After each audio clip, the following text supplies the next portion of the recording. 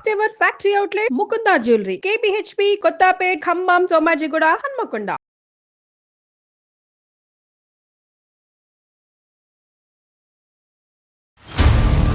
నాకు చెప్తుంటే నేను నిద్రపోయాను. ఇటువంటి చదువుకున్న పిచ్చి మొహాలు కూడా ఉంటారా అని, కానీ ఉన్నారు అని అమ్మాయిని చూస్తే తెలిసింది మేడం. ఆ అమ్మాయి నన్ను కలుసుకునే టైంకి 5వ నెల ప్రెగ్నెంట్ మేడం. నిమిషాల్లో తీసుకుంది తను నిర్ణయం ఈ అబ్బాయితో వెళ్ళిపోవటానికి. ఆ అబ్బాయి అంతగా కన్విన్స్ చేసేసాడు. ఆ అమ్మాయికి తినిపించడాల్లో ఏదో కలిపాడంట మేడం. తాగి అమ్మాయిని కాల్చేవాడంట, స్పృహ తప్పి పడిపోయిన సాడిజం, అంతే సైకోయిజం. అంటే ఫోన్లన్నీ లాగేసుకున్నాడా? ఫోన్లన్నీ లాగేసుకున్నాడు. అసలు అమ్మాయి దగ్గర ఏమీ లేదు మేడం. ఇష్టానికి సైకోయిజం కి తనకి తేడా తెలియలేదంటారా అమ్మాయికి?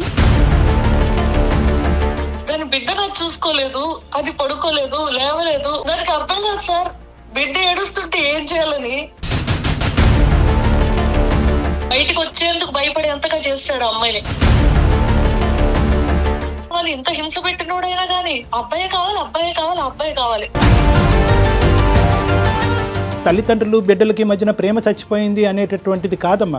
తల్లిదండ్రులు ఈ విధంగా ప్రవర్తించడం, ఈ విధమైనటువంటి ఇమోషనాలిటీ చూపెట్టడం is equal to no love అని అనుకోవటానికి కాదు. వెల్కమ్ టు అందమైన జీవితం. నమస్తే డాక్టర్ గారు. నమస్తే జయ గారు. నమస్తే అండి. డాక్టర్ గారు, ప్రోగ్రామ్కి రెగ్యులర్గా మెయిల్స్ వస్తూనే ఉన్నాయి. సో ఒక మెయిల్ని తీసుకున్నాను నేను. బ్రీఫ్గా మీకు చెప్తాను. వాళ్ళ ఫ్రెండ్ కూడా కాదు, ఒక అనుకోని విధంగా ఒక గుడిలో కలిసింది ఒక అమ్మాయి ఇంకొక అమ్మాయిని. మనకి మెయిల్ పెట్టిన అమ్మాయి ఎవరంటే బాధితురాల తరపున ఈ అమ్మాయి మెయిల్ పెట్టిందనమాట. మన ప్రోగ్రామ్ చూసి ఒకసారి మీతో మాట్లాడాలి అని. బాధితురాలు కాదు, వాళ్ళ జస్ట్ గుడిలో కలిసిందండి ఈ అమ్మాయిని. తను బ్రీఫ్గానే మెయిల్ పెట్టింది. అసలు చదువుతున్నంతసేపు నాకైతే ఇలా కూడా ఉన్నారా ఏంటి, అసలు ఎటు పోతున్నాం మనము. ఒకసారి మెయిల్ కూడా నేను చూశాను రాత్రి. రైట్, కాల్ చేసేనండి, డైరెక్ట్గా మాట్లాడేద్దాం ఒక్కసారి. మెయిల్లో నెంబర్ పెట్టారు వాళ్ళు. తప్పకుండా.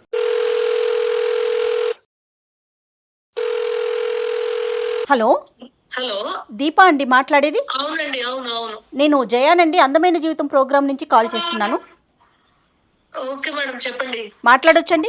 మాట్లాడొచ్చు మేడం. రైట్, మీ మెయిల్ చూసానండి రాత్రి. ఓకే. చాలా అంటే చదువుతున్నంతసేపు అసలు నాకు ఏంటిది ఇది ఇలా కూడా జరుగుతూ ఉంటుందా అని అనిపించిందండి. నిజంగా చెప్తున్నాను దీప గారు. ఓకే. సో నాతో పాటు ఇప్పుడు డాక్టర్ గారు కూడా ఉన్నారు, కళ్యాణ్ గారు. నమస్తే సార్. మీరు ఒక్కసారి మెయిల్లో నాకు పెట్టిన విషయాన్ని బ్రీఫ్గా మాట్లాడండి. Okay madam. నమస్తే సార్. అమ్మా దీప, నమస్తే అమ్మా. అల్లారు ముద్దుగా పెరిగిన అమ్మాయి జీవితం ఈ రోజు నాశనం అయిపోయింది సార్. ఎటువంటి పరిష్కారం లేదు అనుకునే సమయంలో నేను ఈ ప్రోగ్రామ్ చూసి ఏమైనా ఆసరా, ధైర్యం దొరుకుతుందేమో అని మీకు మెయిల్ చేశాను సార్. తప్పకుండానమ్మా, ప్రయత్నం చేద్దాం సార్. చెప్పండి. ఏమైందంటే ఒక రోజు నేను బాబా గుడికి వెళ్ళాను సార్ ఎప్పటిలాగా. తిరిగి వస్తుంటే ఒక అమ్మాయి అక్కడ కూర్చొని ఏడుస్తుంది. గుడిలో ఏడ్చే వాళ్ళు ఎవరైనా జెన్యున్ కాస్ట్ ఏడుస్తారనే ఉద్దేశంతో నేను వెళ్ళి ఆమెని ఓదార్చడానికి ప్రయత్నించాను మేడం. ఇంకా ఆమె మనసులో ఎంత వేదన ఉందో, ఏం బాధ ఉందో తెలియదు. నేను ఎవరో తెలియదు, నా ముఖం కూడా చూడలేదు, అసలు నన్ను చూడలేదు, నా ఆకారాన్ని చూడలేదు. నన్ను నీళ్ళు కళ్ళలో నిండిపోయినా ఆమె నన్ను పట్టుకొని వదిలిపెట్టకుండా ఏడుస్తూనే ఉంది. ఏ సంబంధం లేని నాకు కూడా అయ్యో ఏంటి పిచ్చి పిల్లలా ఏడుస్తుందని ఒక నిమిషం నేను ఆమెను ఓదార్చే ప్రయత్నం కూడా చేయలేదు. ఏడవని అనుకుని ఎంతకీ ఏడవపోయేసరికి నేను కదిలిస్తే నాకు ఒక్కసారి మీ ఫోన్ కావాలని చాలా తాపత్రయంతో, తపనతో ఫోన్ కోసం అంత తప్పించే వాళ్ళని చూడాలి. ఫోన్ కావాలంటే ఇంకా నేను వెంటనే ఇచ్చేసాను. ఫోన్ చేసుకుంది. వాళ్ళ నాన్నగారు అనేసరికి అమ్మాయి పోన్లే వాళ్ళ నాన్నతో మాట్లాడుతుందని నేను పక్కకు వచ్చి నిలబడ్డాను. నాన్నతో మాట్లాడుతుంది కదా అని. ఆ తర్వాత వాళ్ళ నాన్నగారు నాతో మాట్లాడతా అనేసరికి ఆయన నన్ను చాలా ప్రాధాన్యంగా, దీనంగా బ్రతమాలుకున్నారు. అమ్మ మీరు ఎక్కడున్నారు ఒక్కసారి చెప్పండి, నాకు ఆ లొకేషన్ పంపండి చాలు అని. సరే నేను పంపాను మేడం. ఎక్కడ ఉన్నారు ఏంటి అని ఇద్దరు మీరు ఇక్కడే ఉంటారా అని కనుక్కొని వెళ్ళిపోయాను. కాసేపు ఆగి ఆమెను ఓదార్చే ప్రయత్నం చేసి ఇంటికి తీసుకెళ్దామన్నా ఆమె నిరాకరించింది. ఇక నేను వెళ్ళిపోయాను మా ఇంటికి. మళ్ళీ మరోసారి బాబా గుడికి అదే టైంకి వెళ్ళి చూశాను ఏమైనా కలుస్తుందేమో అని చెప్పి. ఓకే అండి. కలవలేదు. అది మాది చిన్న గ్రామము, ఆ చుట్టుపక్కల ఎవరు వచ్చినా మాకు అందరికి తెలుస్తుంది. నాకు తెలియలేదు, ఏంటో వింతగా ఉంది, ఏమో ఏం సమస్య అనుకుని వదిలేసాను మేడం. కానీ కొన్ని రోజులకి ఆ అమ్మాయి ఏ ఫోన్ నుంచి అయితే చేసుకుందో దానికి తిరిగి నాకు ఆ నంబర్ నుంచి ఫోన్ వచ్చింది. ఫోన్ వచ్చేసరికి అసలు అన్ని పిడుగు లాంటి వార్తలు, నమ్మలేని నిజాలు. నేను నమ్మాలో లేదో అనుకుంటూ కొంతకాలం గడిపేశాను. ఆమె ఎవరితోనో బయటికి వెళ్ళింది. ఆమె ఇష్టపడిందని కూడా నేను చెప్పలేను. జస్ట్ ఎవరితోనో ఏదో తినడానికి బయటికి వెళ్ళింది. అవతల వ్యక్తి ఒక అబ్బాయి ప్రాధేయపడగా బయటికి వెళ్ళింది. ఇద్దరు కలిసి తిన్నారు. ఆ అబ్బాయి ఏమైనా ఇష్టపడుతున్నా ఈ అమ్మాయి నిరాకరించింది. కదమ్మా, వీళ్ళు ఒక్క నిమిషం అమ్మా దీప, వీళ్ళిద్దరు ప్రేమికులా? అంటే ఎందుకంటే ఇప్పుడు మనం లేదు సార్, లేదు, ఆ అబ్బాయి ఇష్టపడ్డాడు కానీ ఈ అమ్మాయి నిరాకరించింది.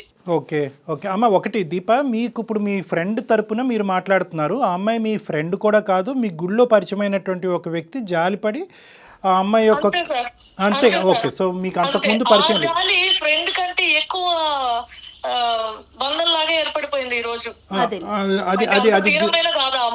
ఈ రోజు మీరు చెప్పేటటువంటి ప్రతి ఫ్యాక్టు, మీ ఫ్రెండ్ సంబంధించినటువంటి ప్రతి ఫ్యాక్టు యాక్యురేట్ గా ఉండటం అన్నది కూడా ఇంపార్టెంట్ అమ్మా. సార్ ఇంకా నేను కొన్ని చెప్పలేకపోవచ్చు సమయభావం వల్ల, కానీ చెప్పే ప్రతిదీ నిజం సార్. చెప్పండి అమ్మా, చెప్పండి సార్. అబ్బాయి ఎంతో ప్రాధాయపడగా ఐస్ క్రీమ్ పార్లర్ కి వెళ్ళి ఏదో తిన్నారు. ఆ తర్వాత అబ్బాయి మాట ఇచ్చిన ప్రకారం నేను ఇంకా నిన్ను కలవను అన్నాడు. మాట ఇచ్చిన ప్రకారం ఒక 4 రోజులు ఏమో కలవలేదంట సార్.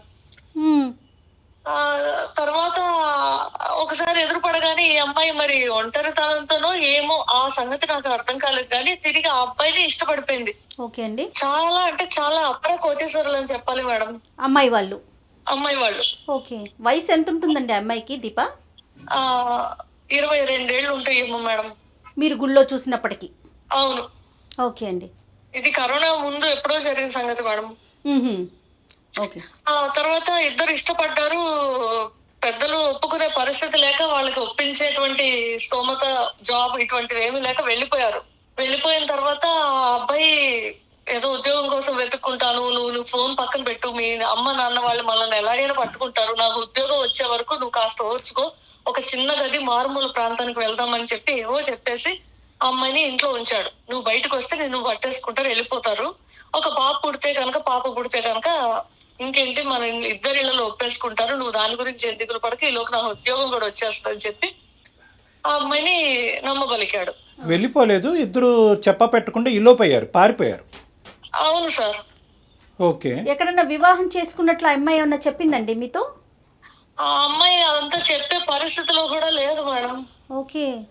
ఇప్పుడు అంత విడమర్చి ఆ రోజు ఏమైంది, ఈ రోజు ఇది, ఈ టైంకి ఇది అని చెప్పేటువంటి పరిస్థితిలో లేదు. పోతుంటే నేను అర్థం చేసుకున్నాను కొన్ని మాటలు, అలా ఉంది. కాదు దీప, ఇప్పుడు అమ్మాయిని చూడగానే మనకు అర్థమవుతుంది కదా, పెళ్ళయింది అవలేదు అనే విషయం తెలుస్తూ ఉంటుంది కదా, అట్లా మీకేమన్నా తోచిందా? లేదు మేడం, పెళ్లి చేసుకోలేదని అనిపించింది నాకు. రైట్. ఓకే, తర్వాత ఏం జరిగిందండి? తర్వాత నాకు చెప్తుంటే నేను నిద్రపోయాను. ఇటువంటి చదువుకున్న పిచ్చి మొహాలు కూడా ఉంటారా అని, కానీ ఉన్నారు అని అమ్మాయిని చూస్తే తెలిసింది మేడం. మీ అమ్మ నాన్న కనిపెడతారు కాబట్టి నువ్వు ఈ గదిలో ఉండంటే ఆ అబ్బాయి మీద ప్రేమతో ఉండిపోయింది. తర్వాత నా జీవితం ఏంటి, వాళ్ళు కనిపెట్టకపోయినా నేను చదువుకున్న చదువుకు అర్థం ఏంటి, నేను వెలుగు చూస్తున్నానా, ఎండను చూస్తున్నానా, లోకాన్ని చూస్తున్నానా, ఎక్కడున్నానో అని తెలుసుకోకుండా అమ్మాయి ఉండిపోయిందంట. ఈ అమ్మాయి ఒక్క నిమిషం దీప, ఈ అమ్మాయి చదువు బ్యాక్గ్రౌండ్ ఏంటమ్మా? చూస్తుంటే ఎలా అనిపిస్తా ఉంటది? ఈ అమ్మాయి అమ్మాయి సార్, చదువుకున్న అమ్మాయి. ఓకే, చదువుకున్న అమ్మాయి నెంబర్ 1. నెంబర్ 2 ఏంటంటే లోకజ్ఞానం ఉందమ్మా ఈ అమ్మాయికి? అంటే చాలా చాలా తెలివైన అమ్మాయి, లోకజ్ఞానం ఉంది. ఎప్పుడన్నా సోషల్ మీడియాలో యాక్టివ్ గా ఉండేది, టెక్నాలజీ కూడా పరిచయం ఉంది అమ్మాయి. ఓకే, ఇంకో క్వశ్చన్ అమ్మా, వాళ్ళ పేరెంట్స్ బాగా స్ట్రిక్ట్ అనో లేదంటే బంధించి ఇంట్లో పెట్టారనో, చిన్నప్పటి నుంచి స్వేచ్ఛ లేదనో కాబట్టి ఈ అబ్బాయి నచ్చి వెళ్ళిపోయినట్టుగానో అదేమన్నా చెప్పిందా ఈ అమ్మాయి? అటువంటిది ఏం లేదు సార్. ప్రేమ రాహిత్యం గాని, ఇంట్లో స్ట్రిక్ట్ గా ఉంటారని గాని, డబ్బులు లేక గాని, అసలు అమ్మాయికి ఏది కావాలంటే అది. అల్లారు ముద్దుగా పెరిగిన అమ్మాయి, గారాబం అంతా ఇంత కాదు. సో అమ్మాయికి నచ్చినవన్నీ వచ్చినాయి ఎక్సెప్ట్ ఈ అబ్బాయి తప్ప. అవును సార్. ఈ అబ్బాయి కూడా ఒప్పుకునే వాళ్ళేమో, అంత డబ్బులు ఉన్నోళ్ళు కూతురు ఎందుకు కాదనుకుంటారు సార్. నిమిషాల్లో తీసుకుంది తను నిర్ణయం ఈ అబ్బాయితో వెళ్ళిపోవటానికి. అవును, ఆ అబ్బాయి అంతగా కన్విన్స్ చేసేసాడు. అదేలేండి. ఓకే, తర్వాత ఏం జరిగిందండి? తర్వాత మేడం అసలు అమ్మాయి చెప్తుంటే నేను కొంతకాలం నమ్మాలా వద్దని ఉండిపోయాను. ఏంటంటే ఆ అమ్మాయి బయటికి రాలేదు, ఆ అబ్బాయి బయటికి వెళ్ళి ఏం కావాలో అన్ని చూసుకొని తనకు కావాల్సినంత వరకు డబ్బులు, తిండి, మందు అన్ని తెచ్చుకొని రూమ్ కి వచ్చి హ్యాపీగా బిందాస్ ఎంజాయ్ చేసి ఈ అమ్మాయి గురించి ఏం పట్టించుకోకుండా, తల్లిదండ్రులు మిస్ అయిన అమ్మాయి ఎంత బాధగా ఉంటుంది, ఆమె బాధల గురించి కూడా ఏం ఆలోచించకుండా కేవలం ఒక వస్తువులాగా ట్రీట్ చేసి ఇంకా చెప్పలేదండి బాధలు ఆ అమ్మాయికి చూపించాడు. ఆ అమ్మాయి నన్ను కలుసుకునే టైంకి ఏం చెప్పాలి, 5వ నెల ప్రెగ్నెంట్ మేడం.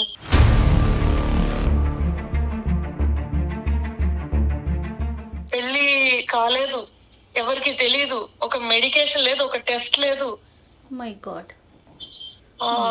కడుపులో పిండం పెరిగింది అంతే, తిండి కూడా లేకుండా. ఇంకా త్రాసుడు వచ్చి తాగి అమ్మాయిని కాల్చేవాడంట, స్పృహ తప్పి పడిపోయిన సాడిజం అంతే, సైకోయిజం. అటువంటి చేసిన పనులు ఏమి చెప్పకూడదేమో మేడం.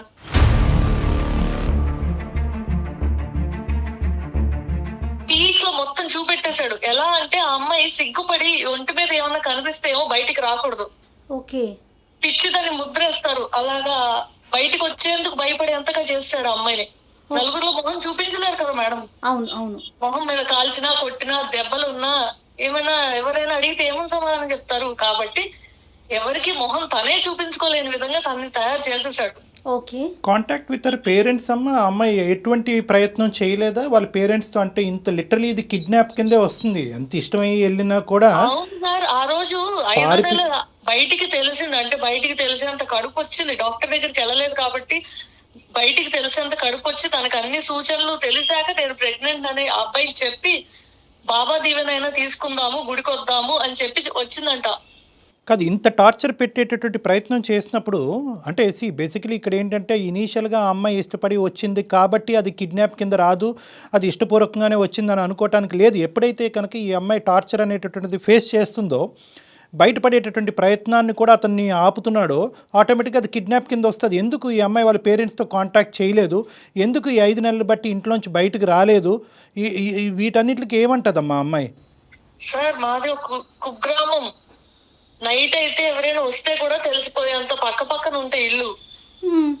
అంత కాలం బట్టి ఆ అమ్మాయి మా వెనక సందులో ఇంట్లో ఉంటుందంటే ఎవరికి తెలియదంటే, అసలు ఒక పెయింటింగ్ ఇంట్లో ఉంటే ఎవరికి తెలుస్తుంది మేడం? అది ఒక వస్తువు ఇంట్లో ఉంటే ఎవరికి తెలుస్తుంది? ఒక మనిషి వస్తున్నాడు పోతున్నాడు అంటే తెలుస్తుంది. కానీ ఓకే, ఇప్పుడు తర్వాత ఏం జరిగింది దీప గారు? ఆ తర్వాత అంటే ఫోన్లన్నీ లాగేసుకున్నాడా? ఫోన్లన్నీ లాగేసుకున్నాడు. అసలు అమ్మాయి దగ్గర ఏమీ లేదు మేడం.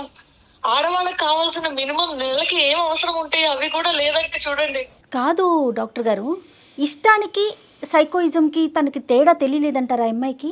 అంటే ఈ అమ్మాయి నేను ఇష్టపడుతున్నాననే మాట కన్సిస్టెంట్గా చెప్తుందమ్మా ఈ అమ్మాయి. అవును సార్, ఇష్టపడింది. ఆ అబ్బాయి చెప్పిన ప్రతిదీ నమ్మింది. ఓహో, నాకు ఇప్పుడు బాగా పుట్టేస్తే మా అమ్మ వాళ్ళ ఇంటికి వెళ్తే నమ్మేస్తారు, ఒప్పేసుకుంటారు, మా వివాహాన్ని మా బంధాన్ని అంగీకరిస్తారు అనేటువంటి అబ్బాయి ఏదైతే చెప్పాడో అది నమ్మేసింది. వాడి తరపున మీరు ఒక ప్రశ్న అడుగుంటే ఇందాక జయ గారు, వాడికి ఇష్టపడుతున్నాడు అంటే కనుక ఇక్కడ ఇష్టం ప్రేమ అనేటటువంటి మాటలకు మీనింగ్లెస్ లేదు. కేవలం వాడి ఉద్దేశం ఏంటంటే ప్రేమ లూప్లోకి దించి ఈ అమ్మాయిని ఏదో చేసి కిడ్నాప్ చేసుకుని తీసుకెళ్లి బలవంతంగా కడుపు చేస్తే కనుక సచ్చినట్టు ఎంత డబ్బున్న తల్లిదండ్రులు అన్నా కూడా దిగొస్తారు అనేటటువంటి ఆలోచనతో వేసినటువంటి పన్నాగం. ఎంతో అతను ఏమనుకున్నాడో అది చేసి చూపించాడు. పాపం ఆ అమ్మాయే కదా ఇబ్బంది పడతా ఉంది, మోసపోతుంది ఆ అమ్మాయి. కానీ ఈ అమ్మాయి ఈ రోజులు ఇలా కూడా ఉన్నారా డాక్టర్? అయ్యో ఖచ్చితంగా. నేను అదే చెప్పాను, నాకు మెయిల్ చూసినప్పుడు నాకు అర్థం కాలేదు అసలు. తర్వాత ఏం జరిగింది దీపా? ఒక రోజు నేను ఫోన్ తీసుకున్నాను, తిరిగి నాకు ఫోన్ వచ్చింది కదా, అప్పుడు వాళ్ళ నాన్నగారికి నేను లొకేషన్ షేర్ చేశాను కదా, వాళ్ళ నాన్నగారు అర్ధరాత్రి పూట వచ్చారంట. వచ్చి కొంతమందిని తీసుకొని ఆ లొకేషన్ కి వచ్చి తలుపులు కొట్టి ఎక్కడ ఉన్నారు కనుక్కొని వాడిని చిత్తగొట్టారంట. మంచి పని చేశారు, సూపర్. చిత్తగొట్టి ఇంక చచ్చిపోతాడు అన్న టైంలో అర్ధరాత్రి కాబట్టి వీళ్ళ చేతికి చిక్కకుండా ఎటో దాక్కుని ఎటో పారిపోయాడంట మేడం. ఓకే. ఆ అమ్మాయిని ఇంటికి తీసుకెళ్లిపోయారంట. మరుసటి రోజు ఒక ఇల్లు ఖాళీగా ఉంది, అక్కడ ఎవరు లేరు. చూస్తేనేమో అంతా లోపల అసలు మనుషులు ఉండదగిన ఇల్లు కాదు అనే విధంగా ఉంది. ఒక బందికాన, అంతే. బందికాన కరెక్ట్. బందికాన ఇక్కడే ఉంది అని అందరికి ఊర్లో నిర్గాంతపోయారు. మీరు కలిసిన ఎన్ని రోజులకి ఇప్పుడు పేరెంట్స్ వచ్చి వెనక్కి తీసుకెళ్లారు? కలిసిన కొన్ని రోజులకే సార్. 5 నెలలు ప్రెగ్నెంట్. ఓకేనా? 5 నెలలోనే వచ్చి తీసుకెళ్లారు.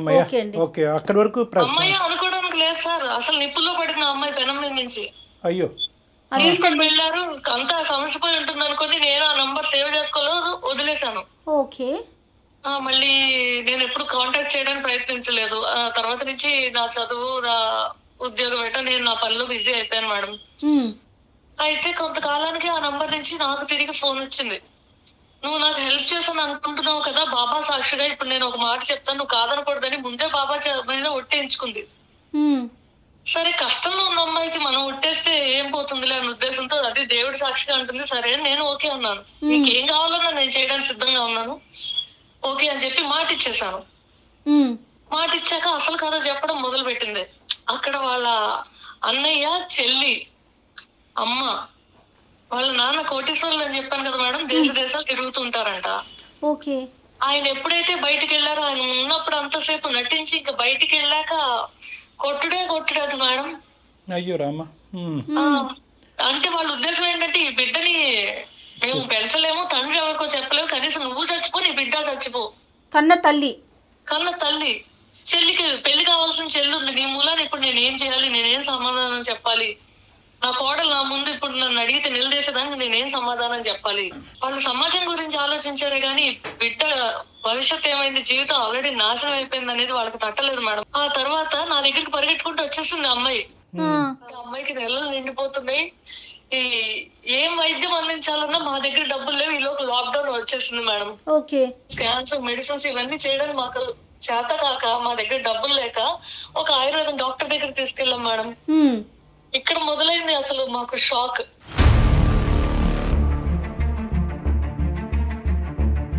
ఆ అమ్మాయికి వాడు తినేదాన్ని తినిపించేదాన్ని ఏదో కలిపాడంట మేడం.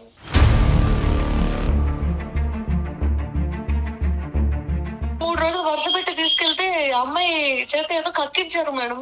ఖాళీ కడుపున కక్కితే కడుపులోంచి ఎంత ఎంత ఎంత వచ్చేదంటే, ఆ పిండం కక్కి పిండం ఏమైనా వచ్చేస్తుందేమో అన్నంత పట్టుకోలేకపోయాం అమ్మాయిని.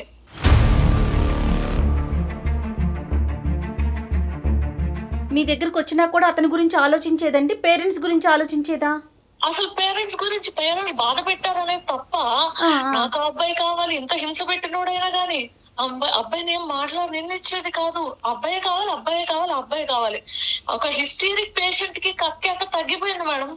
ఏమైనా గుర్తున్నాయమ్మా ఆవిడకి? గతంలో జరిగినటువంటి సంఘటనలు అవన్నీ గుర్తున్నాయా ఈ కక్కిన తర్వాత? సార్, కానీ వెర్రి విపరీతం పిచ్చి వాడు కావాలనేటువంటి ఆ విపరీతమైనటువంటి తత్వం అయితే లేదు. ఆ విపరీతమైనటువంటిది లేదు. వయస్సుకి మించినటువంటి భారాన్ని నువ్వు మోస్తున్నావు కదా సార్. మా ఇంట్లో ఎన్ని మాటలు అంటుంటారో మీరు ఊహించగలరా సార్? అదే అంటే నువ్వు ఎందుకు ఇట్లా చేస్తున్నావు అంటే, రేపు నువ్వు చేస్తే కూడా ఇటువంటి విధంగా మేము ఓకే అని చెప్తాం అనుకుంటున్నావు అని చెప్పేసి ఒకనొక సందర్భంలో అయితే సార్ నన్ను ఇంట్లోంచి కూడా బయటికి గెంటేశారు సార్. కానీ నేను అమ్మాయికి నిలబడ్డాను. కారణం ఏంటంటే, నా ఆరోగ్యం బాగుంది, నా మనస్థితి బాగుంది, నేను ఒక ఆడపిల్లని. ఇంకా ఉద్యోగాలు చేయకుండా పూర్వం ఎలా అయితే ఇళ్లలో కూర్చున్నారో అలా ఉండడమే ఉత్తమం అనిపిస్తుంది మేడం. బయటికి రావాలంటే భయం వేస్తుంది దాని కథ విన్నాక. నేను మిమ్మల్ని కోరుకునేది ఒకటే, ఈ కార్యక్రమం ద్వారా అందరికీ ఒక అవేర్నెస్ అనేది రావాలి. ఇష్టం లేకపోతే నిరాకరించే హక్కు మాకు లేదు సార్. ఖచ్చితంగా ఉంది దీప. వాడిని ఏం చేస్తే తిరిగి దీని జీవితం బాగుపడుతుంది సార్. అమ్మ దీప, ఇది చాలా దారుణమైనటువంటి పరిస్థితి. మాకే ఎంతో ఇదిగా ఉంది. అలాంటిది నువ్వు ప్రత్యక్షంగా ఇది చూసిన తర్వాత నువ్వు ఎలా ఫీల్ అవుతున్నావు అన్నది మాకు అర్థం అవుతుంది. దాని బిడ్డ నాకు చూసుకోలేదు, అది పడుకోలేదు, లేవలేదు. దానికి అర్థం కాదు సార్. బిడ్డ ఏడుస్తుంటే ఏం చేయాలని ఉన్నంతలో మేము మాకున్నవన్నీ అమ్ముకొని మాకు చేతనైంది మేము చేస్తూ ముగ్గురు స్నేహితులు దానికోసం బయటకు వచ్చి పెద్దవాళ్ళకి తెలియకుండా ఒక రూమ్ తీసుకొని స్టడీకి వెళ్తున్నాం అని చెప్పి ఒకళ్ళ తర్వాత ఒకళ్ళు వచ్చి దానికి సపోర్ట్ చేస్తూ తిరిగి మేము ఇంటికి వెళ్తున్నాం సార్. గ్రేట్ అమ్మా. బిడ్డ వయసు ఎంత అమ్మా దీప? బిడ్డ వయసు 7 వస్తుంది సార్. మీరు కానీ మేము కానీ ప్రజలకి, చూసేటటువంటి ప్రేక్షకులకి ఇచ్చే మెసేజ్ ఏంటంటే, ఒకటి, నెంబర్ 1, ఇలాగా అనామికులు నమ్మొద్దు, ప్రేమ అనేటటువంటి మత్తులో మోసపోవద్దు, తల్లిదండ్రులని ధిక్కరించి ఇలా పారిపోయే ప్రయత్నం చేయొద్దు అనేది ఒకటి. రెండోది ఏంటంటే కనుక, మీరు చెప్పేటటువంటి వర్జన్ బట్టి ఇలా విషపూరితమయ్యేటటువంటి పదార్థాలు తీసుకోవటం వల్ల మీ మైండ్ మీ కంట్రోల్లో ఉండదు, మీ బాడీ మైండ్ యాక్సెస్ కట్ అవుతుంది, మీరు ఏం చేస్తున్నారో కూడా తెలియదు అన్నది రెండోది. మూడోది ఏంటంటే, ఎంతకాలం ట్యూషన్లు చెప్పుకుంటూ ఈ అమ్మాయిని కాపాడుకుంటూ ఉంటారమ్మా? ప్రస్తుతం ఆ అమ్మాయి పరిస్థితి ఎలా ఉంది? మానసిక పరిస్థితి ఎలా ఉంది? సార్ ఇప్పుడిప్పుడే కోలుకుంటుంది సార్. కోలుకుంటుంది, కానీ ఇక నేను నా జీవితం మొదలు పెట్టాలి అన్నంత దృఢ నిశ్చయంతో లేదు ఆ పిల్ల. అప్పుడే రాదులేమ్మా కదమ్మా. వాళ్ళ పేరెంట్స్ని మీరు అందరూ ఒకసారి కాంటాక్ట్ చేయడానికి ట్రై చేశారా? పోనీ వాళ్ళు ఎక్కడుంటే అక్కడ వెళ్ళి డైరెక్ట్ కలవటానికి ట్రై చేశారా?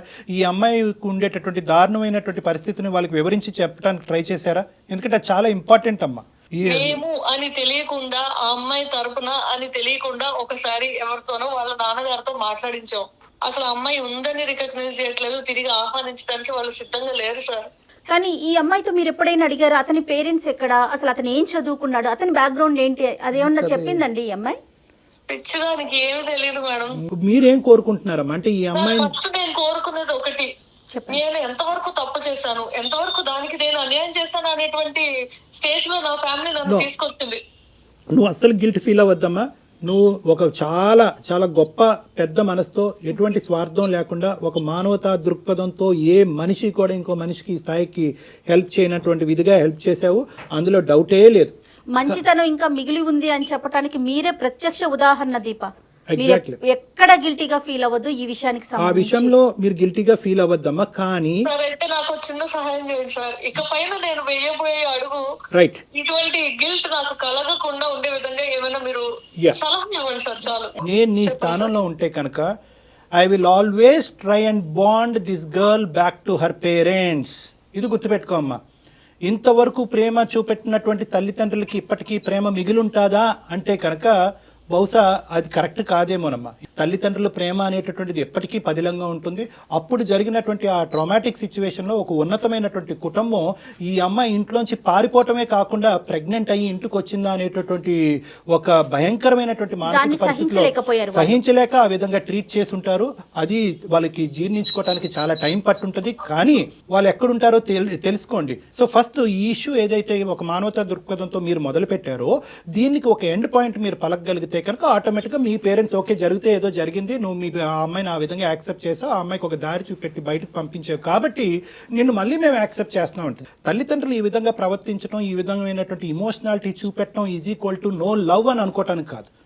ప్రేమ చచ్చిపోయింది, తల్లిదండ్రులు బిడ్డలకి మధ్యన ప్రేమ చచ్చిపోయింది అనేటటువంటిది కాదమ్మా.